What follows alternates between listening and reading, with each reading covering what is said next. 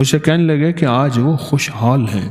وہ خوشحال نہیں ہیں، بہت زیادہ خوشحال ہیں. وہ صاحب مجھ سے کہنے لگے، وہ سندھ کے تھے، اور میں نے کہا میں ان کو کیا عمل بتایا تھا، مجھے یاد نہیں.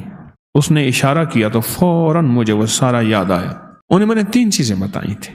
گھر میں، پورے گھر میں چارپائی نہیں تھی، ایک چارپائی تھی تو اس پہ کپڑا ڈلا ہوا. مجھے کہنے لگے سائیں آپ یہاں بیٹھے. میں بیٹھتا ہوں، نیچے چلا گیا. وہ چارپائی کا بانی ٹوٹا ہوا تھا، چھوٹا تھا، تو تھی بہت پرانی.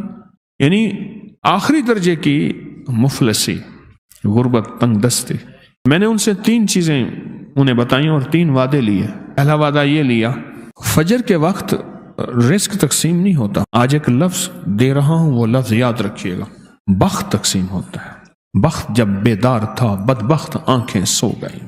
بخت جب بیدار تھا، بدبخت آنکھیں سو گئیں.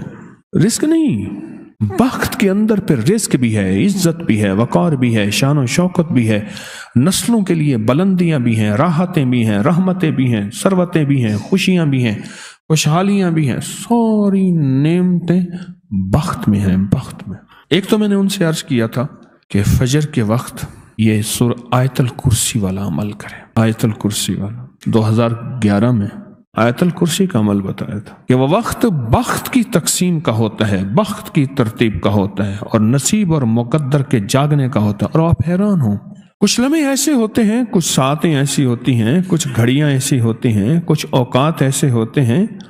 تو ایک تو ان کو جو بخت نے آ کے لیا، اس بخت کی بنیاد فجر سنتیں گھر میں، اور آیت الکرسی پڑھیں اور گھر سے پڑھتے ہوئے جائیں، اور مسجد میں جتنی دیر انتظار نماز کا ہے اتنی دیر بیٹھ کے آیت الکرسی پڑھتے رہیں.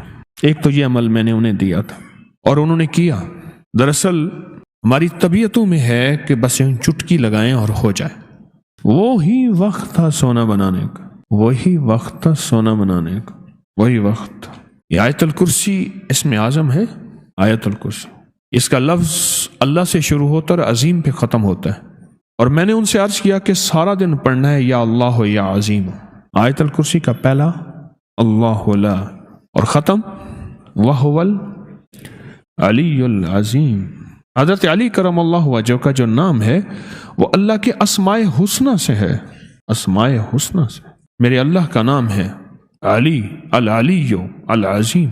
ان سے میں نے عرض کیا اس وقت کہ سارا دن اس کو پڑھو، وضو بے وضو، سارا گھر سینکڑوں ہزاروں لاکھوں پڑھے، اور بہت زیادہ پڑھے اور خوب پڑھے. اور انہوں نے پڑھا. یاد رکھیے گا، محنت شرط ہے پر محنت پہ فیصلے شرط نہیں. یہ میرا چھوٹا سا بول یاد رکھیں. محنت، دولت، مال، چیزیں، اسباب کے لیے محنت شرط ہے.